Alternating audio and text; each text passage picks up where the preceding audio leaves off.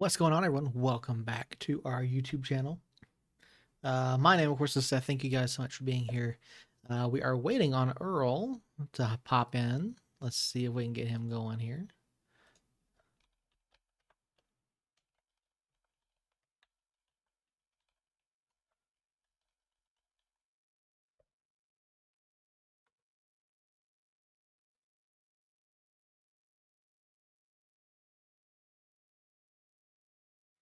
So, once Earl gets here, we will get into our show. My name, of course, is Seth. Thank you guys so much for being here. Before Earl gets here, I just want to let you guys know that it is going to be a two-man show tonight. Jacob cannot be here. Jacob is a little under the weather, and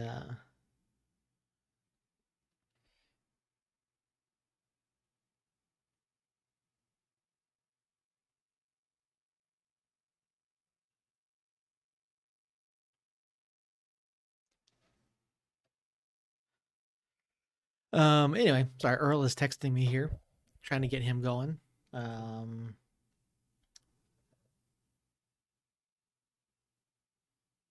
anyway, hopefully you guys are doing well, and I've had a fantastic week and enjoyed the match this past weekend with us. There's going to be a lot that we have to get to tonight. It looked like it was going to be a pretty slow night, and then ever since ever since the other day, a whole bunch of information started popping out. So, a lot to get to tonight. And again, once Earl gets here, we will get into our discussion.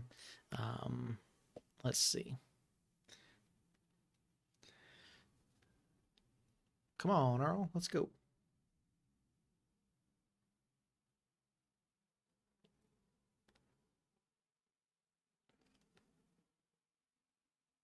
Hopefully, you guys can't hear the airplanes flying overhead. They don't usually fly over our place, but with the weather, they might have gotten diverted or something. I don't know. That's usually what happens when we start hearing them right overhead. So.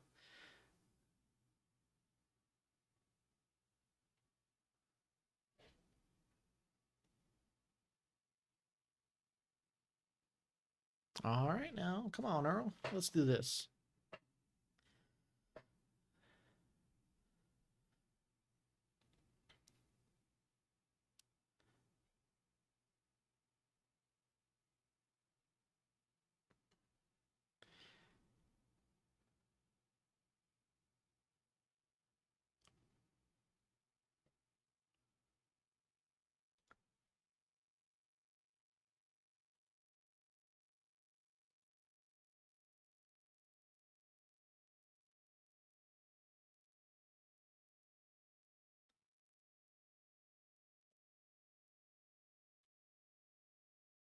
Let's see what's going on here. What is going on? Let me try this a different way. Not sure why we're having an issue with this, but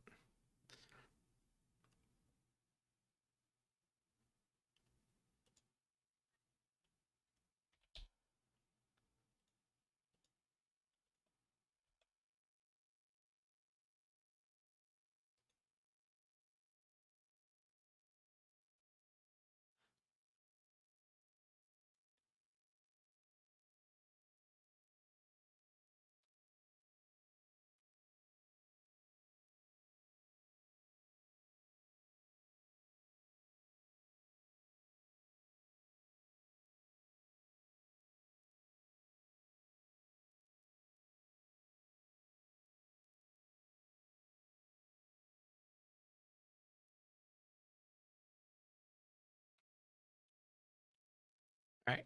Looks like we might have it now, so hopefully that'll get us going.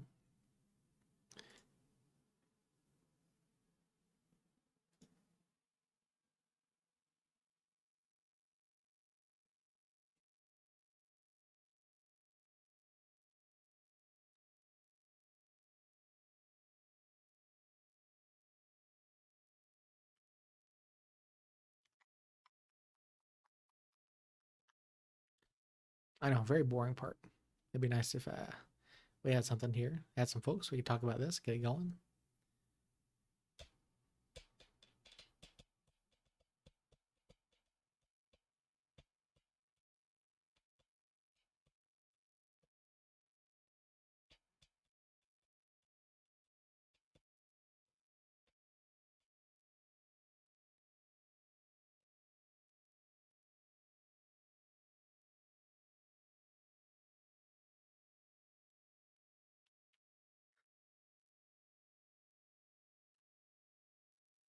All right, Earl, come on now. So according to Zencaster, Earl is in the green room currently. He's trying to connect. Um,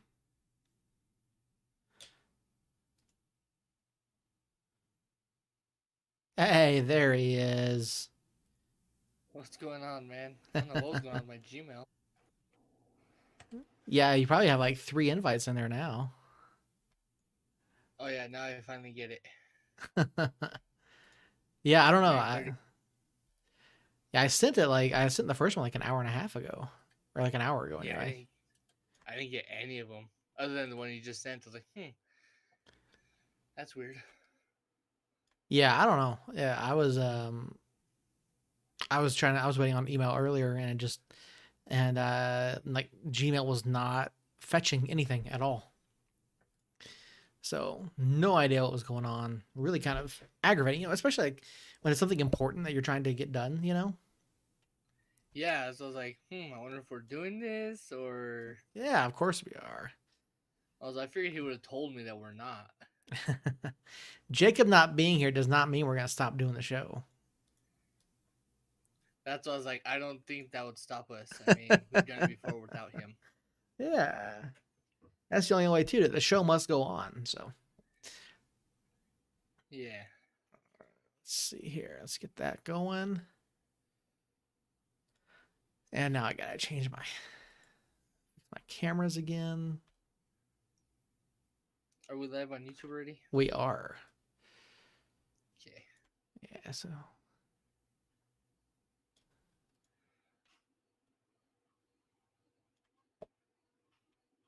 Well, this actually popped up quick for me. oh, the stream did. It usually doesn't. Yeah, it usually doesn't. Nice. Nice. Always good. All right. All right, Let's. now I don't even know how to share this. I think Jacob does it off his computer. Probably. Oh, Share. Copy link.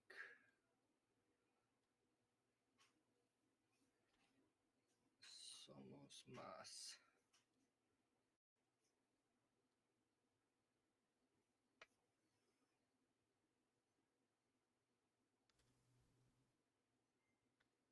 all right. There we go. Cameras are going. Recording is going.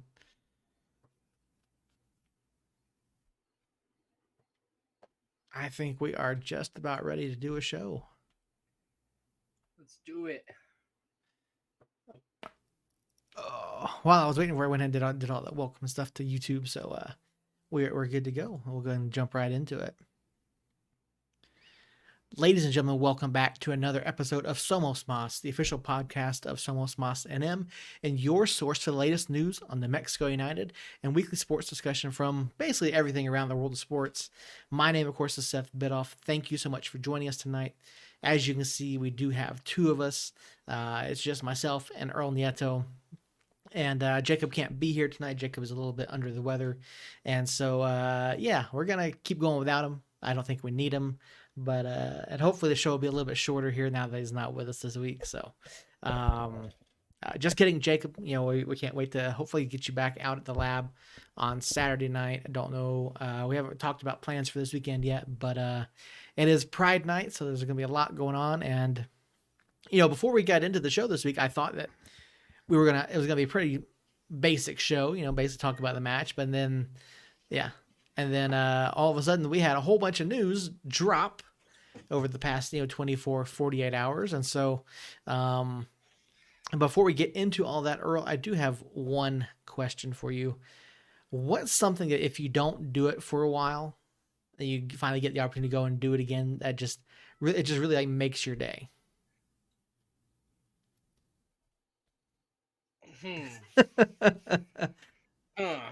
See, I thought I knew where this question was going, and it turned out to be the exact opposite. So, something that I don't do for a while, and when I finally do, it just makes my day. Yeah. Would have to be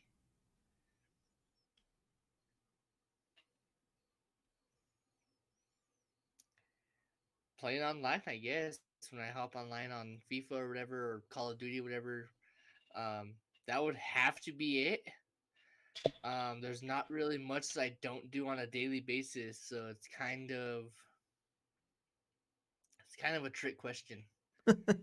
Well, I really didn't mean for it to be. It's just, today I got up and I went to the library and I found out my library card has been not renewed since like 2018.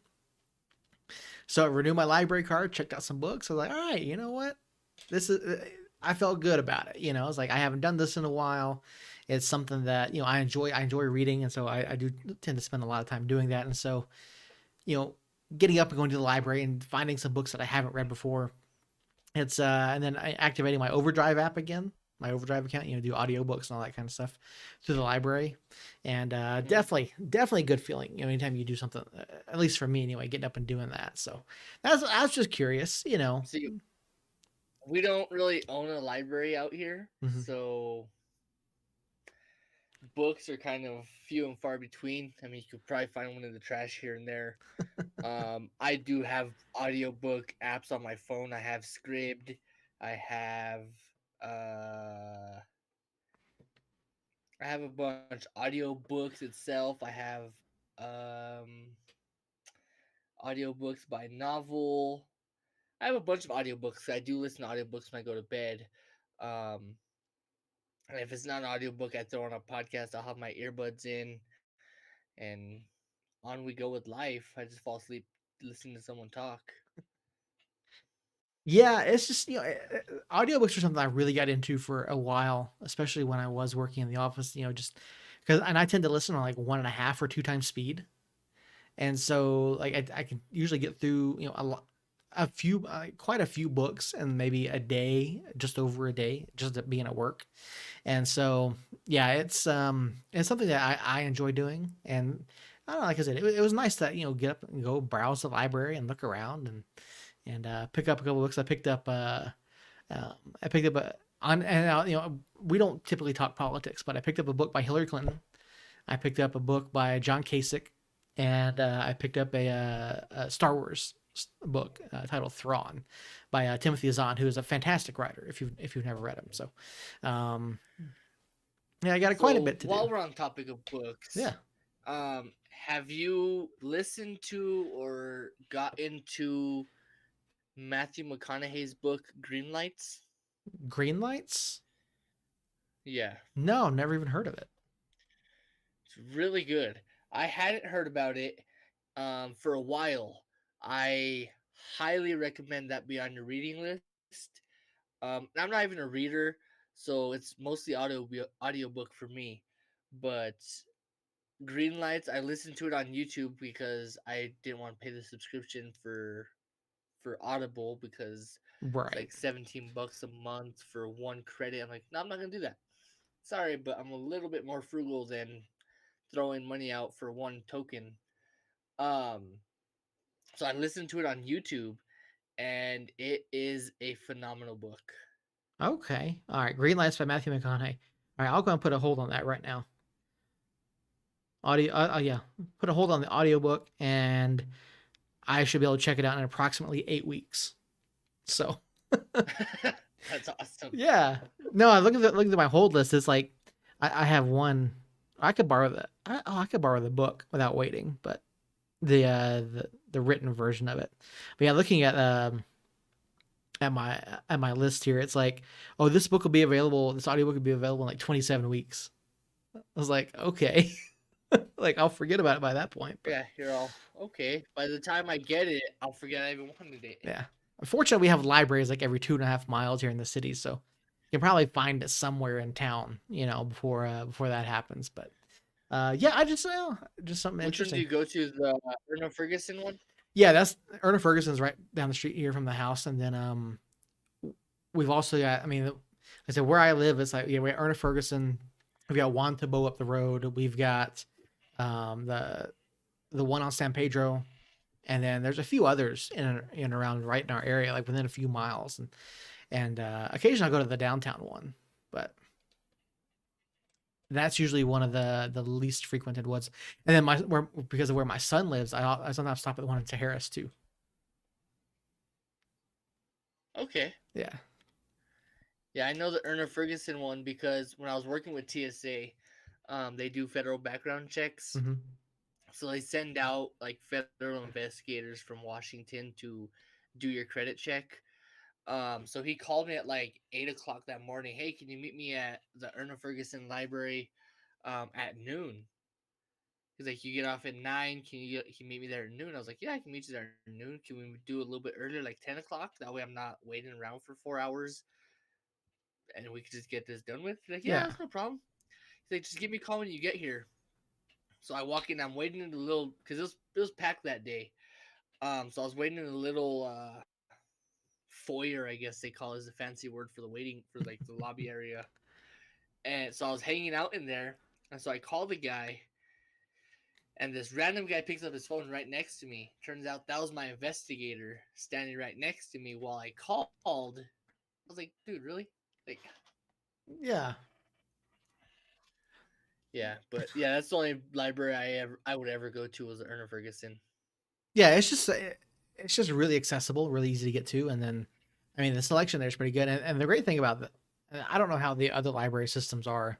I know here at least in Bernalillo County, like all the libraries are connected, and so like you can, they'll put stuff on hold at other locations, and you go to the app and hold it or reserve it or whatever, and so pretty easy, pretty accessible to do. And I have a feeling we'll be using the library a lot more, especially now that I have my membership renewed.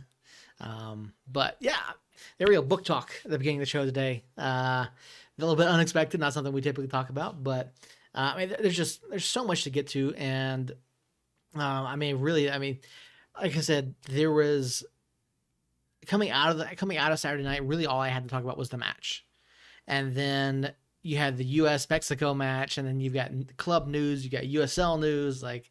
There's just so much that's dropped in the past like 48 to 72 hours. Like, I mean, let's just kick it right off. I mean, first and foremost, we'll start with a little bit of New Mexico United club news.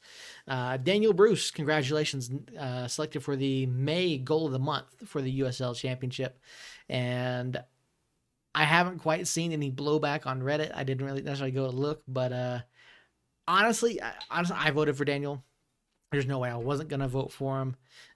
Did you think that any other goal was going to win that? So it kind of sucked because, and not that Daniel Bruce's goal sucked. The fact that there was, and then so I'm actually glad we're talking about this goal of the week, because USLU suck. Uh, so I'm actually glad that.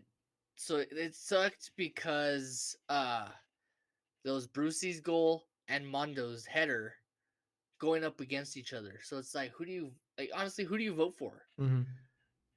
So if there was only one United goal, then yeah, you have literally one person to choose from. But because Mondo's a fan favorite, Brucey's a fan favorite, I feel like both the votes are going back and forth, and that's why you go and you vote twice. You Cancel out each other's vote. vote as many times as you possibly can, right? Vote early, vote often. Exactly. Unless it's a federal election, then don't vote often. Yeah, there you go. Yeah, because I think if you log in like from different devices, you can vote as many like from at least once from every device or something like that on the USL's So website. you can vote on the same device every day. So you Okay. can't do it twice in one day, but every day you can vote on a different device, on the same device. Okay. Yeah, I've never really like pushed it too far. I've always just voted once, twice, 3 times. As long as the website allowed me from whatever device I was on. But I've never, I've never gamed the system quite that much. But so yeah, Daniel Bruce, goal of the month. It was a great goal. So congratulations to him. And then the next, a little bit more club news before we get moving on. The club announced today 2 brand new academy contract signings: Christian Nava and Andres Robles. Congratulations to those 2. I mean, we've been real high on Christian Nava since we first saw him down at Mesa del Sol. Fantastic fantastic talent. One of the smallest guys on the pitch, but you wouldn't know it from the way he plays. Yeah, he's super incredible. I have really high expectations and really high hopes for the upcoming players. Um, even in even the academy players that haven't got their contract yet, it's coming. And when those do come, and when we have more players that decide to take their ventures somewhere else, whether it be MLS or European, whatever the case may be, we have some incredible talent waiting for their time to shine, and Christian Nava is just one of them. Yeah, I just hope he grows by another foot and a half. I mean, Yeah, I mean he is still a kid. He's still a kid. yeah, Um, I can tell you now, I grew a foot and a half over one summer. So yeah, he if he can grow about a foot and a half, maybe 2 feet, um, he'll be incredible. Not saying that he's not right now, yeah. but he'll actually be able to play with the big kids. Yeah, he's gonna be a lot of fun to watch as he goes through, and then all these academy kids are. And congratulations to the academy kids. They absolutely dominated SLC in 2 preseason matches over the weekend, and then opened up their academy regular season with a 1-1 draw against FC Tucson. The club, of course, live tweeted that match, and so it was out at Mesa del Sol. I think it was like at 10:30 yesterday morning, 10 o'clock yesterday morning. Yeah. So I don't know what the turnout Yeah. was for that. I didn't necessarily see anything from the club, but hopefully some of these academy matches are going to be played at times when we can get out there and have a chance to watch these guys and be able to bring a little bit of feedback. Did you see anything from the club in terms of So how many folks were out there or how they're going to handle that? I didn't see anything. What I would love to see though is a complete jam-packed Saturday of New Mexico United, Mm-hmm. where the academy kids play Saturday morning, even at noon, and then it turns into the tailgate fiesta, whatever they call it nowadays, at the lab or at our home stadium whenever that happens, and then New Mexico United soccer at whatever time, 7:30 or whatever time they decide to kick the ball. Yeah, That's what I would love to see. I don't doubt we'll get that at some point. Let me see if I can pull up the schedule real quick. That kind of you went off a section that I wasn't really like in a direction I wasn't really prepared for, but let me pull up the academy schedule and see um, if maybe there is a weekend where that happens. But um, where is it? Oh, while I'm looking this up, the Elevate Man of the Match voting ended. I believe Harry Schwartz was voted Man of the Month. Yes. Yeah. So okay. Yes. So So yeah. I actually like that.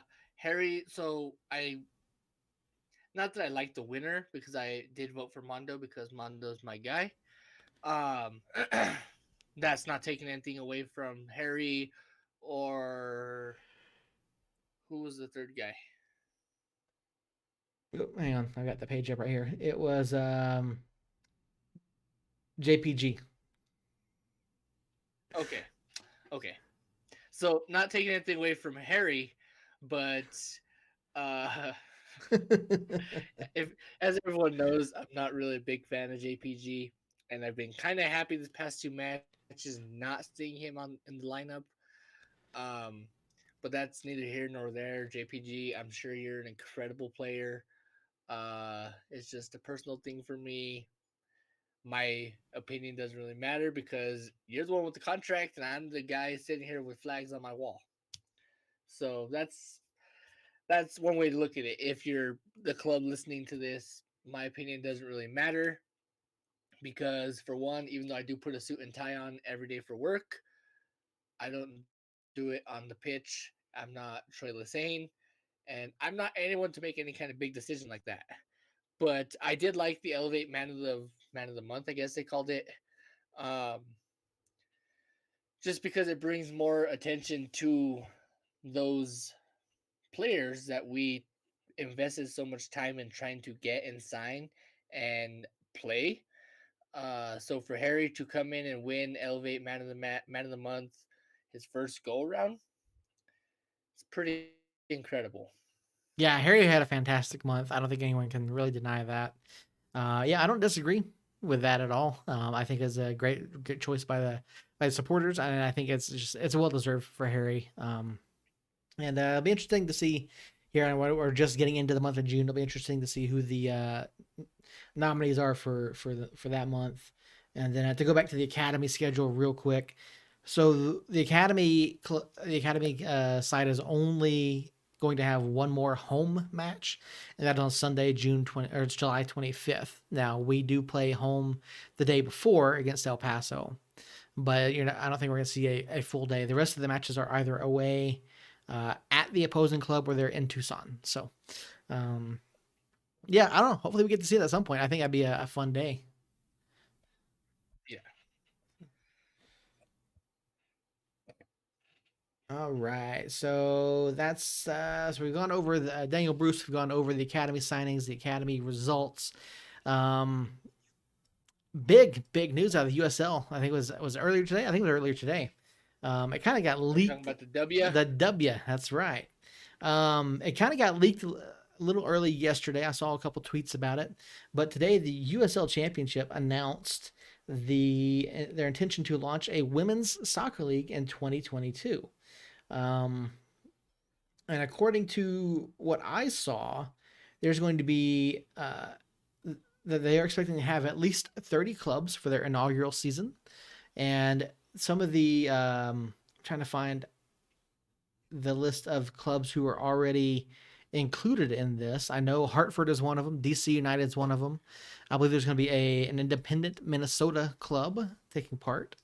Um, Tormenta FC from Georgia is going to be one of the clubs involved as well. So there's already 8 clubs that have been announced so far for this, and there's going to be again up to 30. Let's see, W League founding members, which will include 8 clubs from USL Championship, League One, and League Two, and one new expansion club. And that was revealed today. I'm going to pull up the list here so we can go through all of those. But I mean, this is big news. Now, I have seen some discussion as to whether or not as to where this falls in the pyramid, and from what I've read, this is going to be more of a semi-pro to like a pro-am league, and so the players aren't actually going to get paid for this, is my understanding. Um, so I don't know. There's a lot to digest here. So Earl, first of all, what's your take on the USL starting their own women's league, and do you think this is the right step for them to take in terms of how they're handling the development of the league and the payment of players? So I'm gonna I'm gonna pause for a minute so I can collect myself. So the USL finally making a women's league after God knows how long the USL has been in existence, and we're finally getting one. It's about time. There are some women, especially at UNM Lobo, the UNM Lobos women's team, who are incredible. Gwen Molly, for example, superstar. She is steps above others when they play. Uh, and it's a shame that had this not happened, that superstar doesn't get seen, doesn't get any kind of recognition other than hey, she was really good for New Mexico.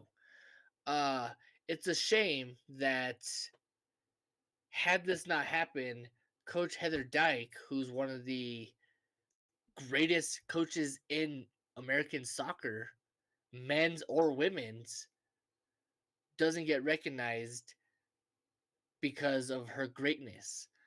Um, so to actually see this be in place and hopefully they actually follow through with it and actually scout it and actually run with it is great for the USL because now it opens doors for many other avenues for recruiting, for women to get into coaching, for women to be able to play a professional sport, and for women to just have fun with what they love to do.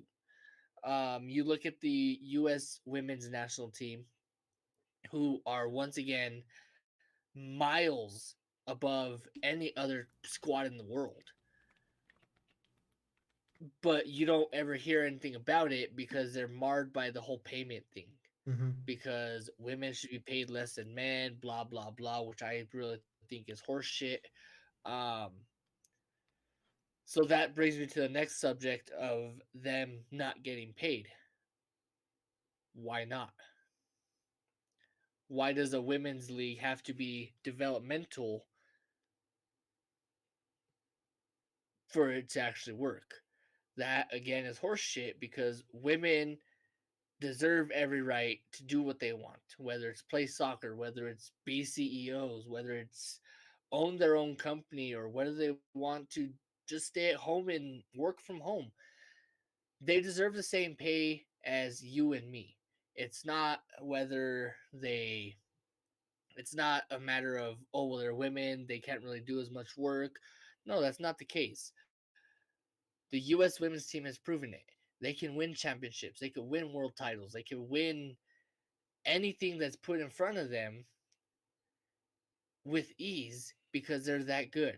If you put them, I would even go as far to say if you were to put the women's national team against the men's national team, and we'll get to the men's national team sometime tonight, I'm sure. Um, the women's national team is going to outrank them. It's going to outscore them, outplay them. Uh, pound for player for player, the women's national team is miles ahead of the men's national team, and they deserve every pay, every penny for it.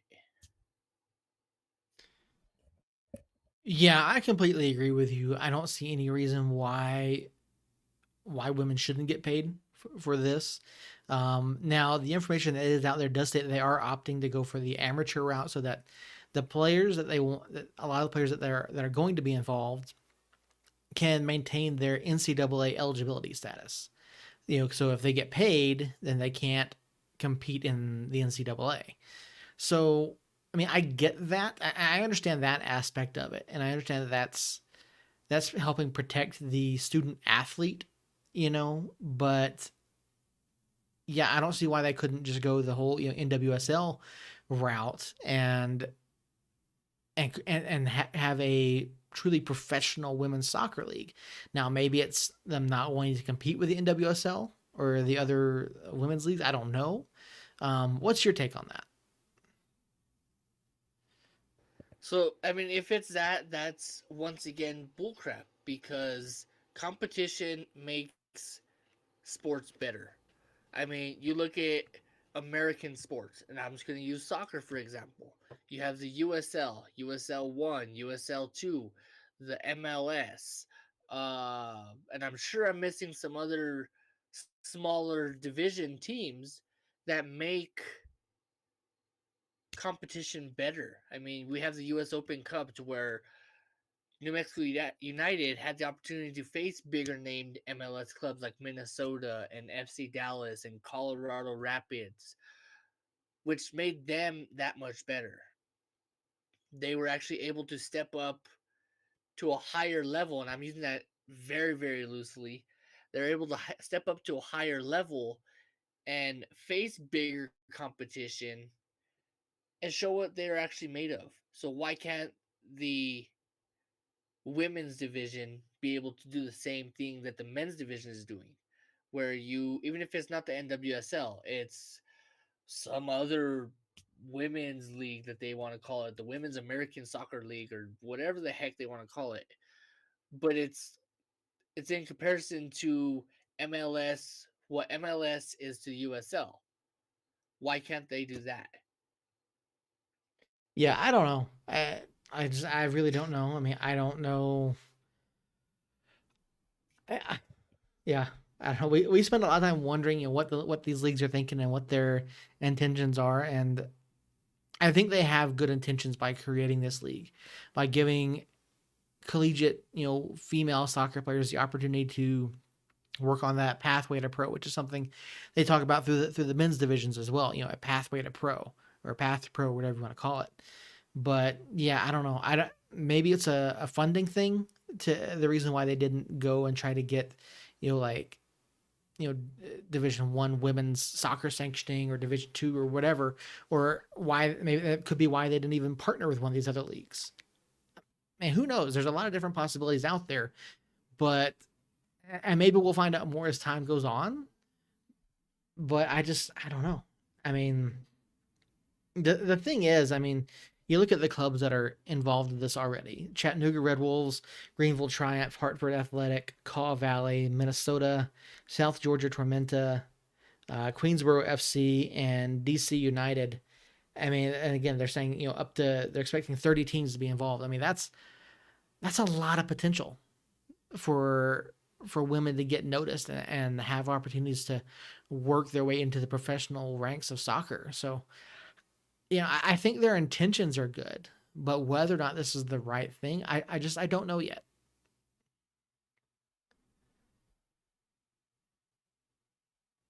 You're muted. My bad. Uh, I, I I should be used to these mutings, unmutings by the time by all the zooms I do all day at work, Right? but I'm not. Um, like I was saying though, as I hope that this actually works out and it plays out into the favor of the players, because no CEO should profit off of the hard work of the unders. So with these women playing their lives away, playing their hearts out for no gratuity or no graciousness or anything of that nature is crap. So hopefully this non-payment is only a temporary issue, and eventually they learn that, hey, we got to pay our people in order if they want to keep coming this way. Yeah, no, I get it. And there's a lot of room for growth. There's a lot of room for them to develop this even further. Maybe make their own pyramid like they want to do with the men's side. There's so many things that are up in the air that could potentially happen with this. Maybe a partnership with another league. Who knows? But yeah, it's just I guess it's gonna be a wait and see. I think it's exciting news, but we gotta wait and see what happens with it. How long does it? I mean, does it really, does it launch in 2022? How long does it stay in existence after that? How long are these clubs going to continue to fund these players and fund, maybe it's on like a scholarship type basis, like what we see with the academy players? Who knows? But yeah, it's just gonna be a wait and see what happens. I'm excited for it. I'm glad there's gonna be more soccer. I'm glad there's more opportunities for these ladies to get on that pathway to pro, get exposure, get maybe it improves the women's national team, but again, just have to wait and see. All right. Before we move on to the men's national team, I do want to ask you real quick. Did you watch the Mayweather Logan Paul fight? If you want Do to we call it have? that. Oh, hang on, folks. Got to reload our Zencaster real quick here.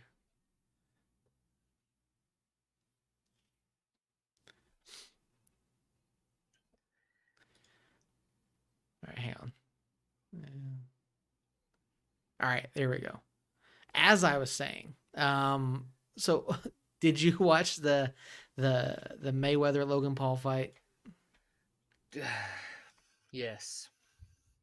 Wait a minute, did you pay for this?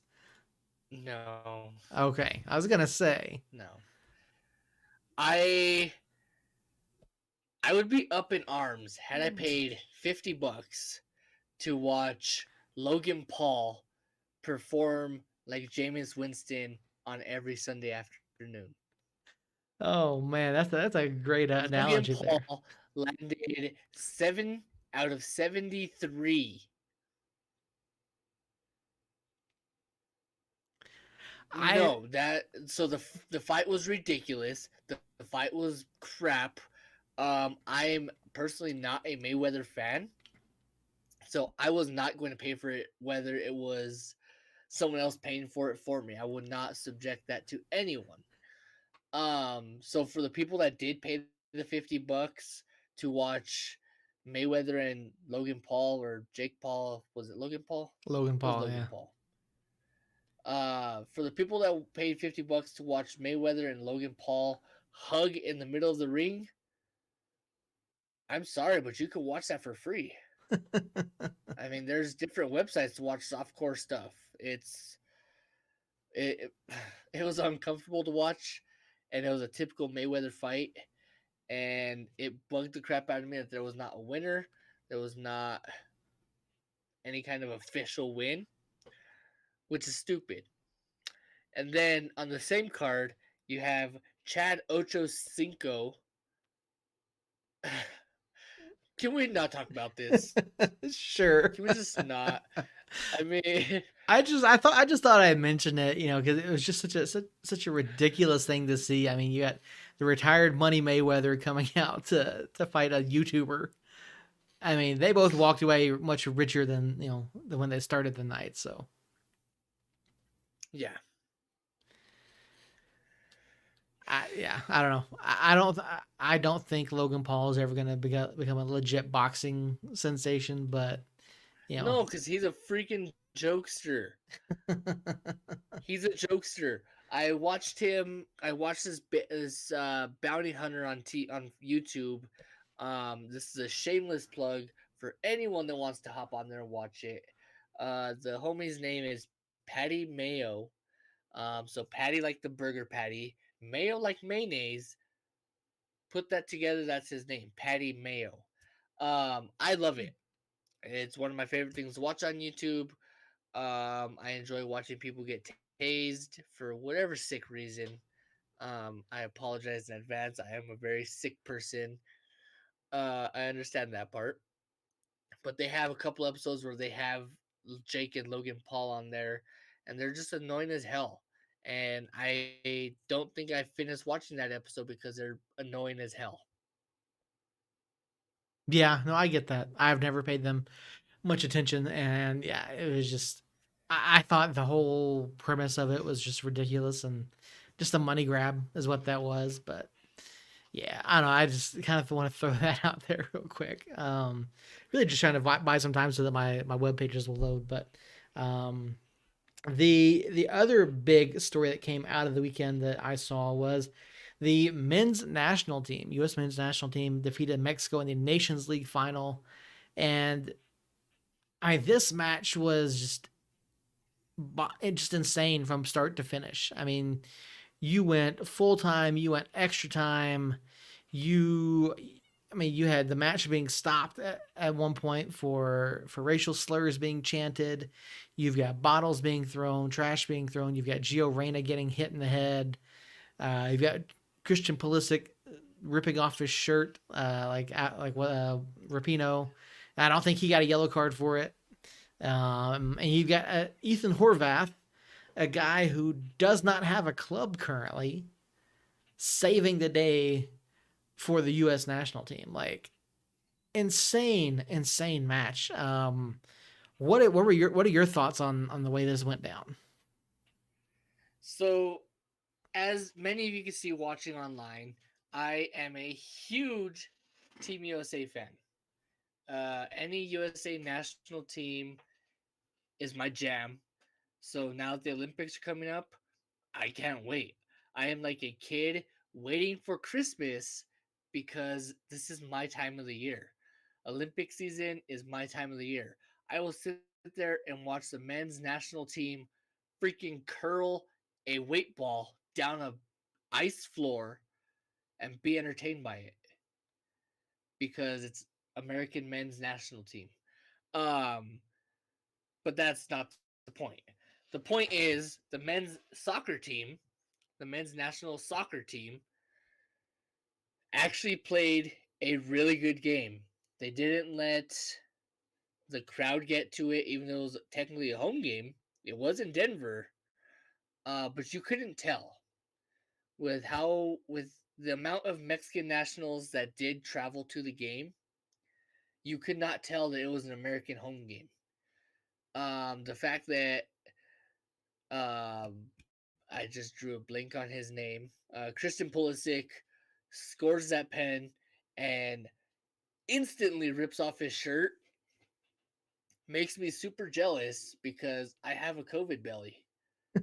So seeing that Christian Pulisic is not only tatted from elbow to wrist, but also has a freaking amazing body, makes me jealous and makes me want to get my life in check. Well, I got a book for you, Earl. I got a book for you right here. It's called the Runner. It's called the Runner's Diet. And if you stop by the little free library over here at Kiva Park, there's a book in there currently called The Complete Idiot's Guide to Running. So I have a shirt in my closet actually, and I wish I could find it, but it's somewhere's buried in all my clothes in there. Um, and I've had it since high school, and it's probably hanging up right next to my track stuff because I still have that. And the shirt says "Running sucks." There you go. I need one of So those. you won't find me running. I have a treadmill in my room, and it's literally collecting dust and clothes because I don't know whose isn't. Nice. Yeah, we've got one of those mix bicycles. It may gets used, but I mean, I'd rather have.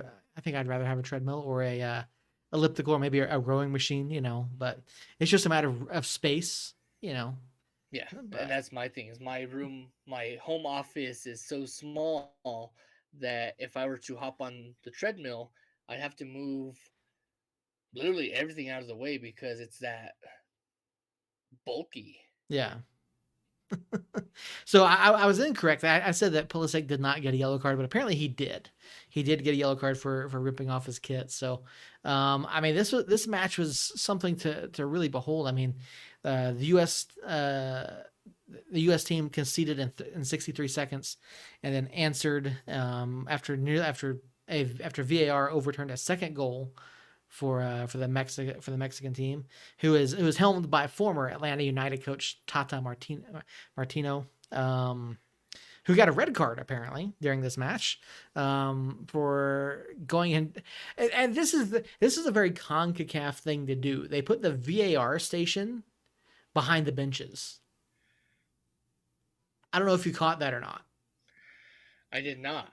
Yeah, they put the VAR booth, right behind the where the benches are, and Tata apparently went over and like draped his arm like over the referee's shoulders, and like apparently, and you can't do that obviously. So Tata got red carded and or appeared to be red carded, I should say. Yeah, it was just back and forth thing, and then I mean I don't have Fox, which is I believe what it was on Fox or FS1 or something, Mm-hmm. which I think is dumb. I'm sorry. I know they probably have like some rights deal with them, but I think it's absolutely dumb that these matches are on at Fox or FS, FS1 or whatever it is. Like put it on a nationally broadcasted channel where everybody can see it. I mean, I think Yeah, that's what you should do. But so I only got to see the and that's videos why afterwards. the views and the ratings are so low because you do stupid stuff like that where you put it on ESPN3 where you have to have a certain sports package to have it. USL officials or men's national team officials, MLS officials, if you're listening to me, please, I beg you, I'm not trying to pay an extra $42 for ESPN3 or ESPN Deportes, or whatever the hell it is, to watch my favorite MLS club. I would love to watch my favorite MLS club, which is not LAFC or LA Galaxy, because those are the only two that are ever on Sunday mornings on Channel 7. If you were listening, if you could actually broadcast wanted matches such as the U.S. men's national team versus Costa Rica, which is coming up, if you were to put that on like Fox, actual Fox TV, or KRQE, which is New Mexico's Channel 13, or CBS is what I guess the national broadcast would be, or ABC, Yeah. I can almost guarantee you're gonna have more viewers and you're gonna have more jackasses like me who see this men's national team, see those incredible white kits that they have, and you're gonna find me pulling my freaking wallet out, opening it right up, and pulling out that cool Capital One credit card. Because that's what Americans do. They find something that they like, you appease it, you sell it. You did the same thing with me in 2012 when I bought a Team USA shirt because the men's national team and LeBron. You had it on NBC. It was easy to watch the shirt, appease my mind. I decided to buy it. You do the same freaking thing on national broadcast without being Fox Sports 1. Yeah, no, and I think again, the same goes for every single league. I mean, I sat down on Sunday and I actually watched the NBA, the second round of the NBA final, NBA playoffs because the Hawks were playing, and it was on it was on ABC over the air. Like I could sit down, I could watch it. Now I very rarely get to see the Hawks, and I'm not necessarily a huge NBA fan, but I sat down and I watched it, and Trey Young is absolutely phenomenal to watch. Joel Embiid is fun to watch. And like I would love to watch these guys more. I tried to watch the game tonight, but you know what? Where was it at? TNT. Like I I get that the league is trying to make the money that they can, and that maybe ESPN can't shell out for every single league, every single match, whatever. And, like I know like NFL's got like 13 different deals with different broadcasters and things, but like I want to watch this stuff, but I don't want to pay hundreds of dollars a month in order to see all the teams that I want to see. And this is the problem I have with the Olympics coming up as well, and kind of a weird segue. Um, so NBC has said they're going to show over 7,000 hours of Olympic coverage, but most of it's going to be it's going to be on USA Network. Yeah, but on USA Network, it's also partnered with Peacock, so you could literally watch everything the next day. I know it's not the same because if Michael Phelps wins his 100,000th gold medal in the butterfly swim, it's not the same because you already know it happened. Because if Right. you're friends with me on Facebook, I post it all the time. So if you're friends with me on Facebook for the next whenever the Olympics start for the next 7,000 hours after that, I apologize because I am a huge Olympics fan, and if it has anything to do with Michael Phelps or the men's national basketball team or the greatest American athlete in history, and Jacob, whenever you listen to this, I don't care if you think Tom Brady is Jesus. Simone Biles is the greatest American athlete, is the greatest athlete bar none. I mean, there's no question about it. She's a gymnast. In case Jacob doesn't know, she is a gymnast, and I'm gonna pick on Jacob because he's not here. Um, who wins a gold every freaking time she goes up? I mean, you might as well just hand her the gold because she's gonna take it anyways. Yeah, and even like the Olympics coverage has changed drastically over the past decade, 12 years or so. When I first moved out here in 2008, I remember I could go on NBC.com and watch every single event for free at any given time. I remember staying up to like 3 o'clock in the morning watching judo because I'm like, okay, this is interesting. I've never seen judo, and which brings me to a side tangent. I started watching rugby, like the Major League Rugby. That's a lot of fun. But yeah, and Premier Lacrosse League too. I started watching that this weekend because that's on Peacock now as well. And so yeah, I'm watching all these different things, and like I would love to watch the Olympics like in its entirety, if as much as I possibly can, without having to pay for all this different stuff. Like, and I get that NBC is going to get money from advertisers and all that kind of stuff, and they're getting, and I don't know what type of deal they have with the IOC to broadcast all this stuff, but make it available. And that goes for all of these sports, all of these leagues. Make your leagues and your teams available for people to see, and that's how you grow. That's how you grow your sport, grow your community, and just bring more people into it. Like, don't close enough. Don't be See, gatekeepers.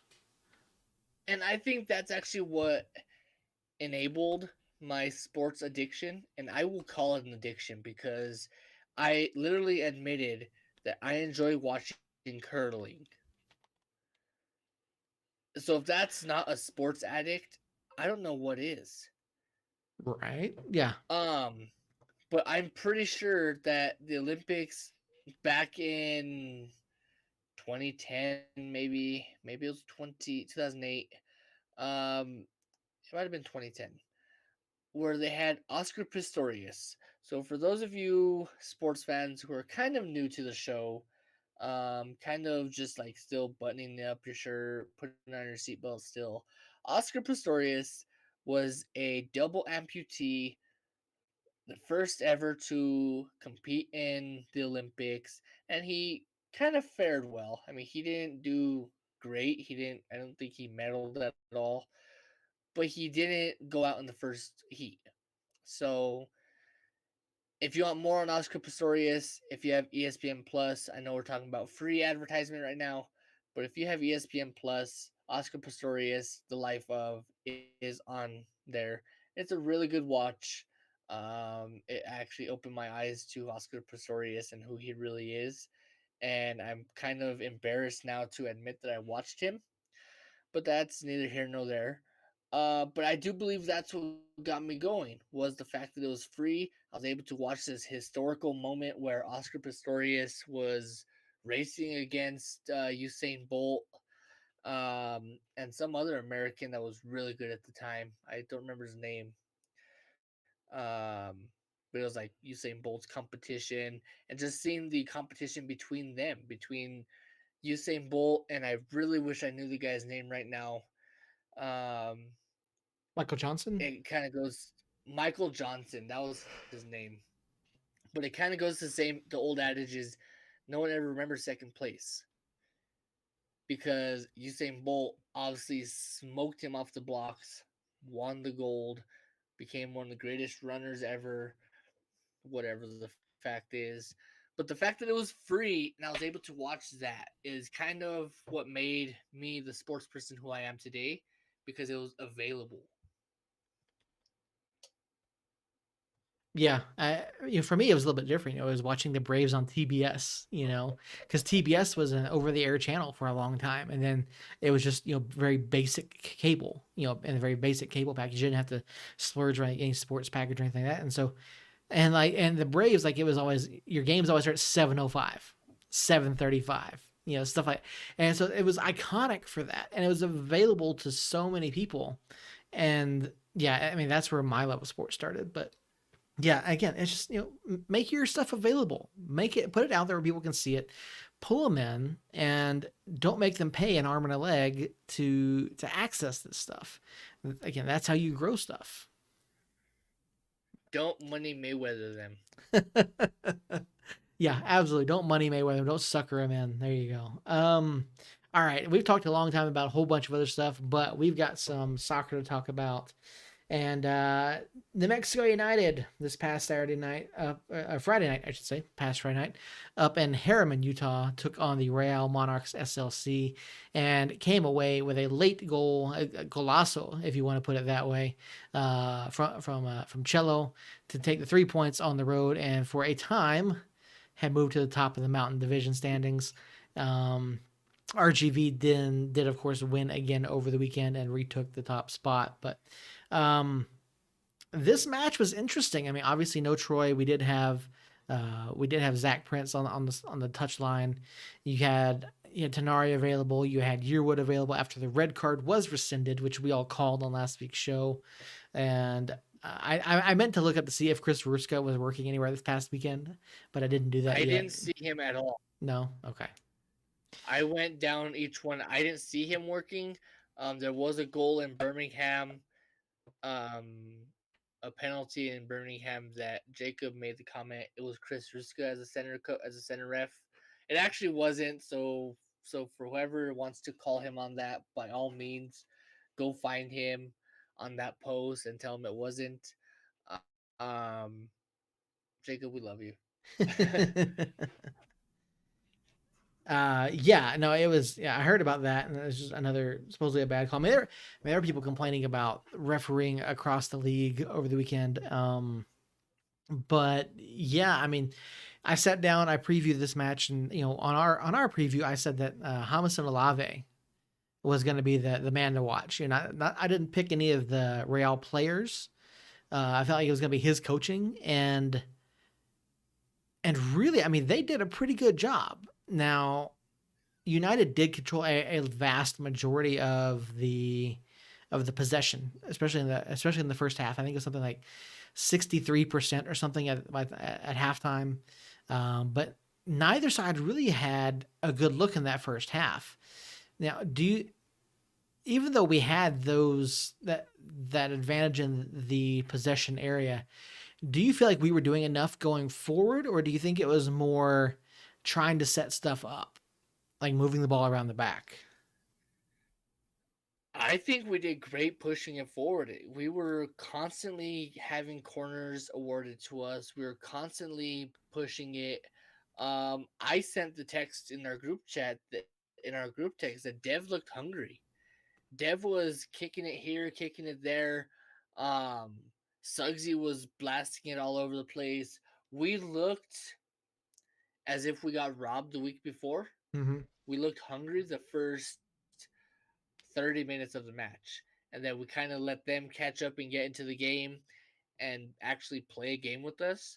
So they played a really good 70 minutes.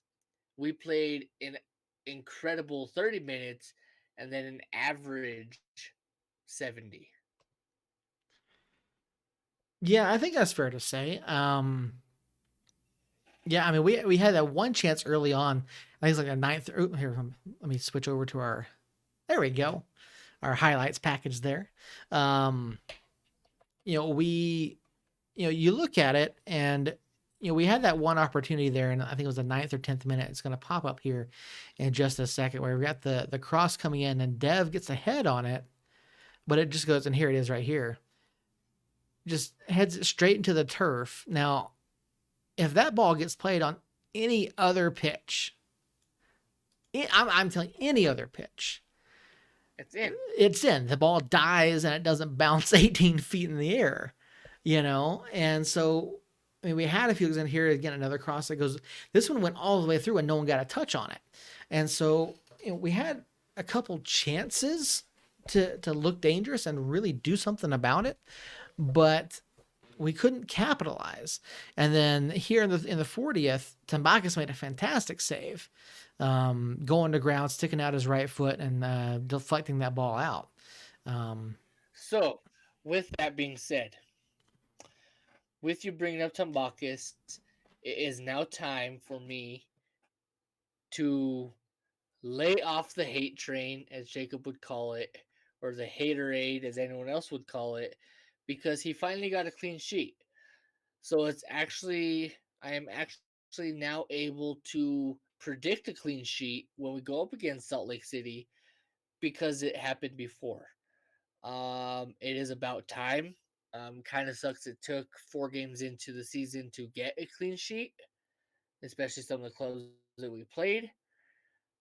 But I will now officially take my step back and stop calling the hate on Tambakis for not picking up a clean sheet because he actually has one now. yes, I think it's well deserved. I mean, he put in a pretty good shift, and yeah, I mean, Alex did a fantastic job. I thought, kept this. He really didn't have to do too much. I mean, I think of maybe 2 saves that he had to make. Yeah, I was gonna say it wasn't a whole lot, and so like defensively, we played pretty well the entire match. And I just Yeah, he had that one where they were streaking down the left side, um, right in front of the benches, and I'm not even sure who it was. They put one at Tambakis, and he went down and pretty much kicked it out, kick save. And then he had another one where he stretched out, I think, to the left, to his left pole, and sent it out. He had a really good game, and I was super impressed with him. I was impressed with the last, and we're looking at the free kick now. I was super impressed with the last 30 minutes that we played in order to secure this win. Yeah, I felt like we played well. In the first half, I felt like we were doing more side to side, more lateral movement than we were necessarily going forward. Um, and this, I mean, the heat maps, the touch maps, kind of bear that out. I mean, you could see us playing it around the back a lot, up the sides, but we weren't really putting too many legitimate threats on goal. Now I'd like to see the possession. I thought maybe we were just kind of building it up a little bit, trying to find a way because uh, SLC was playing fairly deep for most of the match. I mean, they were basically playing like a 4-5-1 essentially, and they had a lot of people behind the ball, for most of the match. And so anytime you see that, like you have to try to find a way to break that down. And I feel like we did a pretty good job of that. I feel like Zach Prince came into the match, prepared, and he had the guys ready to go, and they definitely came out on the front foot, unlike what we saw against Loudon. So I think that was a definite improvement. Yeah, so unfortunately, here's my long-term prediction. We don't keep Zach Prince. There's no way on earth teams don't come calling now that Zach Prince has 3 official wins under his belt. I can't see teams not calling Zach Prince's name to be head coach. Mm-hmm. Zach Prince coached an incredible game. Troy called it after the match, said, yeah, Zach was incredible. Zach was poised. Zach looked hungry. Zach wanted this win about as much as the rest of the team wanted to win.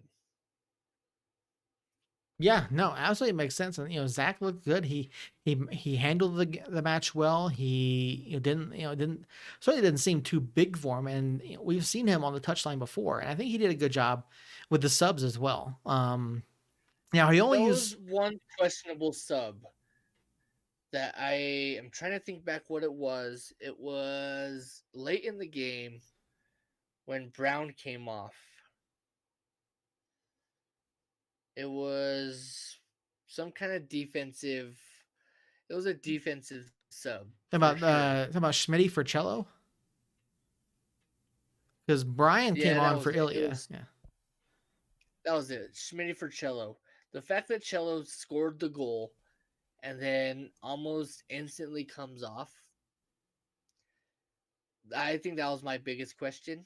Mm-hmm. As to why. I mean, that was essentially settling for the one goal and just trying to ride out the train. Okay. I mean, That's how I saw that. I can see your argument there. You got to think. I mean, Cello put in a heck of a shift, and I don't think that. I don't think you want to necessarily like. I mean, yes, he can do 90 minutes week in and week out if you let him. But with the run of matches that we have coming up, you want to make sure you maybe want to make sure you give him some time a little extra time to rest, in between. Because I mean, we've got Austin this weekend, we've got San Antonio midweek, and then we've got who do we have after that? Sorry, my mind just blanked. Real, and El Paso. Yeah, so we've got a number of matches here coming up in a short span, and so maybe that's all that was. Just getting him off, give him a few extra minutes. I mean, it wasn't a lot of time that he missed out on, but yeah, I mean, we've got 1, 2, 3, 4, 5 matches between now and 4th of July weekend, so a lot of matches, short amount of time. Again, but I can't really disagree with it too much. And you watch the way that we played in the second half. Lots of crosses, lots of guys getting in the box, and then you've got Harry drawing the foul there around 30 yards out, and Harry just put, or not Harry, Cello just put an absolute, incredible. I mean, it was clearly supposed to be a cross, and it just got ahead. I think maybe the wind caught it. I don't know. And so it fell in like no man's land. No one could get to it in time. It just obviously just bounced in, and I mean, great take by him. So here's what bothers me about Cello's goal. Okay. How is it not up for goal of the week? I don't know. I thought that as well. I went and watched that video, and it made no sense why his wasn't on there. Yeah, USL, you suck. And I will say that now because I'm not affiliated with any club. So USL, whoever decides which goals are team of the week, you suck. Because Cello, for one, opened up his account for United finally after 4 games on an amazing cross that was not supposed to be a goal, and essentially had the entire Monarchs team stunned. And in fact, had almost all of United stunned, and it definitely had me stunned because I didn't expect that. Yeah. Yeah, I thought And somehow it's still not team of the week. So USL, you can go to hell. You know, I'm actually kind of surprised that the keeper for Monarchs didn't get to that. He appeared to be over on, shading that side of the goal, towards that far post. And somehow he didn't get to it. I think maybe he was caught a little bit flat-footed. Like he wasn't expecting it to drop where it did. Um, Well, because 9 times out of 10, those are headed away. yeah, Especially when you have someone that close, that's headed away 9 times out of 10. So Cello hit what I guess would be called a banger because that wasn't supposed to go in. Um, See, and I'm kind of learning these soccer terms as we go. 3 years into it, I should probably know these by now. But Cello hit a banger that wasn't supposed to go in, but did, but yet still not up for some kind of honor. yeah. While we're talking, I pulled up Pro Referee's website, and Chris Ruska actually was the head referee for the Atlanta United Loose City match the other night. Huh. Yeah. So How did that go? Atlanta United won. So was he USL ref or the Yeah, Lucity for USL? yeah. It was a USL assignment. So I will have to go back in and watch that and see how good old Chris did this week. yeah, we can do that. We'll definitely do that. Speaking of which, we've got to look at we'll have to look and see sorry. We need to look and see how Austin's doing. I know that we've got them coming up Saturday night, Pride Night, down at the pitch, down at the lab. Can't wait to see everyone out there. Austin Bold currently sit. Where are they? Pull up the table here. 5th or 6th. They're currently sitting 5th, and they're coming off of a win over the Pittsburgh Riverhounds, which is, I think, somewhat of a surprising result. I mean, Riverhounds were one of the better teams in the USL last season, and Austin Bold picked up a 1-0 win on the road, which was really interesting to see. They've definitely looked a little bit better since their initial loss to us. They've gone 2-1-1 since then with a win over Real Monarchs as well, losing to El Paso and then drawing with Monarchs in one of their matches. So Austin's going to be an interesting opponent this weekend. Now I know Jacob texted us his prediction earlier, and we'll get to that here in just a minute. What have you seen from Austin over these past couple weeks that you think we need to be more aware of, or do you think that they're still not really going to be a big threat to us? So this weekend in the USL showed me that I know nothing about USL soccer. So what have I seen from Austin since they played us? Absolutely nothing because I'm not an Austin fan. So be honest there. But what I have seen here and there, like on highlights and whatever, it kind of looks like they've kind of straightened their bend and they've ironed some of their curtains out, but I still don't see them competing with any of the top 4 teams in the Mountain Division, which is United, RGV for some reason, San Antonio, and unfortunately El Paso. Yeah, RGV is just playing lights out. They of course won their last match 4-2 over the Miami FC, and I mean, we texted a little bit over the weekend, and I sent you guys a couple of screenshots like what is going on in the USL. Like Atlanta 2 beat Lou City, Birmingham beat Tulsa, Austin beat Pittsburgh, RGV just put a 4 spot up on Miami, and then you saw San Diego And and that was all before the San Diego Phoenix match, yeah, where San Diego was beating Phoenix at the end of the game. yep. Literally, the last cross tied the game, and essentially shows how bad I guess San Diego really is. But the fact that that Calistri kick actually went in kind of blows my mind. Yeah, that was kind of a crazy shot. I wasn't really sure how that went in. I asked about Chris Ruska, Atlanta United Lou City match. He awarded 7 yellow cards, 6 of which went to Atlanta United too. Jesus Christ. Yeah. He doesn't get any better. He really doesn't. No, he doesn't. He seems to have a thing for United clubs, is what it seems like. But yeah, that He was was probably confused that it was New Mexico United, and said, "Oh shit, I got to catch up on what I forgot to leave out last time. Here's a yellow, and here's a yellow, and you get a yellow, and I'm essentially gonna change my name from Chris to Oprah." yeah. All right, so back to the Austin Bold look ahead. So and I haven't seen the highlight. I'm gonna pull up the highlights for the match from Pittsburgh, and it looks like the lone goal in that match was scored in the first minute,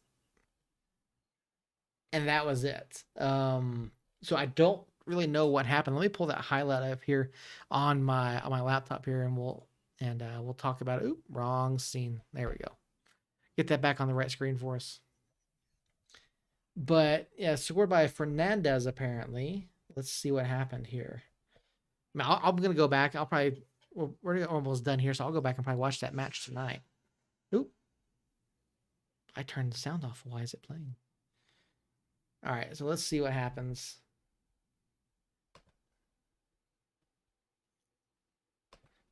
This is great. This is great YouTube stuff here, folks.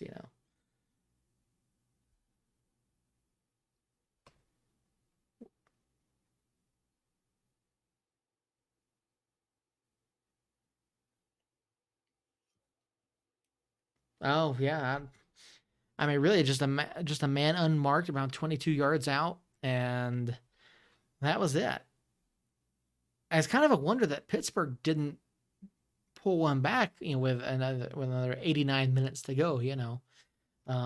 Just some nice, just some nice little hold up play there from Austin, and yeah, guy unmarked about 22 yards out, bottom right corner. I mean, well placed shot, but yeah, I'm gonna go back and watch that match for sure and see if we can't figure out why Pittsburgh did so poorly in that. But yeah, I don't know. I mean, I haven't seen enough. Austin hasn't shown me enough. They really haven't. I mean, Yeah. they beat Monarchs, which at this point I'm like, okay, they beat Monarchs, so did we. They lost to El Paso, who we beat. Or no, we didn't beat El Paso, did we? Sorry, I am No, we like drew we at the drew that. last. That's At the right. last. Yeah. So I don't know. I don't know that I've seen enough from Austin to really say that they're a threat at this point. I mean, again, we did beat them 3-1 earlier in the season, and I think it's. I don't know. We got to control. I'm going to keep saying it week in week out. Probably. I mean, we got to control the midfield. That's going to be one of the big things. Controlling the midfield, being creative with our passes, getting good looks, and linking up between, the midfielders and the forwards, or either that or just hand it to Caitlin and have him bomb it over the top. I don't know. I mean, I think we're more talented than Austin this year. Yeah, I believe so too. I don't see anything from Austin that changes my mind that they would beat us. Um, the fact that they're playing us on a promo night again is a little it should be worrisome for them. Um, I won't be at the match this weekend. Unfortunately, I have some family things I need to tend to. I have a bunch of my wife has a bunch of family coming in as we are doing a burial for my father-in-law, so I will be super predisposed a good chunk of the day and will just be worn out by the time the match comes. So if you can get me a flag, that'd be greatly appreciated. Um, but I will be watching on my phone, obviously. Maybe I can convince my mother-in-law to let me watch on the TV, as we'll be there. So might as well just watch that on TV. But like I said, I don't see anything that has them beating us at least the first. Trying to see when we play them again. Play them in September or August. Yeah, the first couple matches, I don't see them beating us at all, and I don't. Yeah, I think all of us, all three of us, are in the same boat there. I know Jacob. Let me double check and see what he said. I believe Jacob told us his prediction was 2-0 One. for Austin, right? I'm trying to pull that up. Oh, no, no. I'm sorry. 2-0 for us versus Austin, not 2-0 for Austin. So, um, Yeah, 2-0 versus Austin. yeah, Jacob will never pick against United. We know that. I have no problem picking against this if I think it's going to happen. Homer. I already have one game I'm picking against United, and it's gonna hurt me to do it, but I'm Oh, gonna yeah. have to. I'm pretty sure I know which one you're talking about. But anyway, so yeah, there's Jacob's prediction 2-0 against Austin Bold.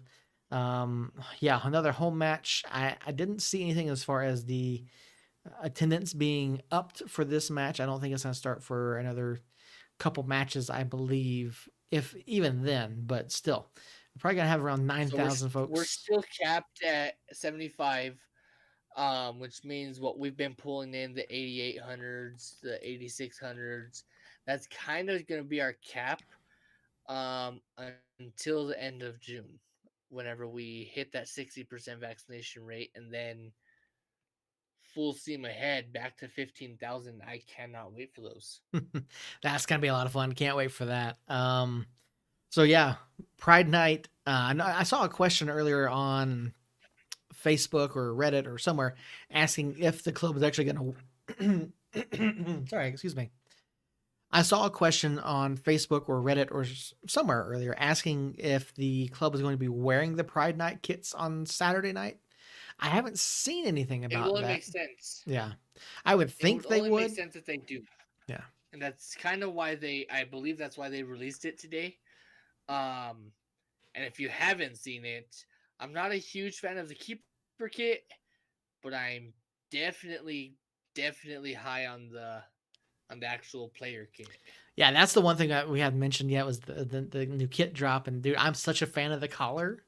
Like I might actually break out the wallet and buy one of these this time. So we'll just have to So wait. I'm right now sitting on $85 from the club from doing field setup. Nice. I was telling myself I was gonna buy the yellow Meow Wolf kit or the yellow New Mexico True kit.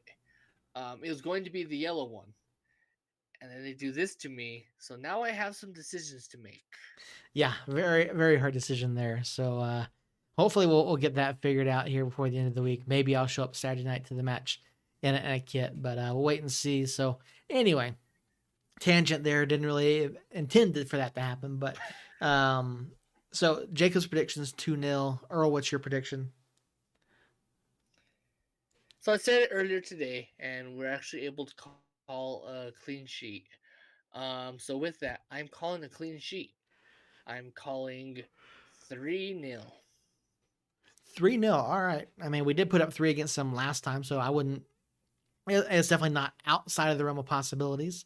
Um, we've been playing very well defensively. Tambakis has been doing a fantastic job. Our goals allowed against average is the lowest it's ever been. Um, through this many number of matches in a season, and so as much as I want to call a clean sheet again, I think we're going to end up probably 3-1 again. Because there's just gonna be something.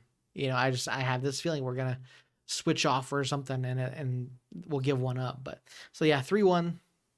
That's my prediction. Jacob said 2-0. Earl, you've got 3-0.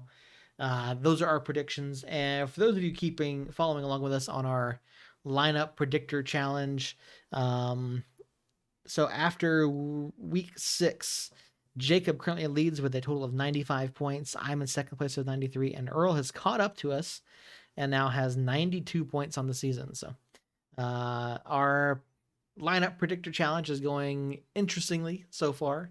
I took a couple chances this past week because I thought that maybe Tush was going to get to play, and I think none of us got the midfield 100% right. So um, it'll be interesting to see what happens with the lineup this weekend. Troy will be back, and so if you are going to be out there at the lab on Saturday night, if you see myself or Jacob, I'm expecting Jacob to be there at this point.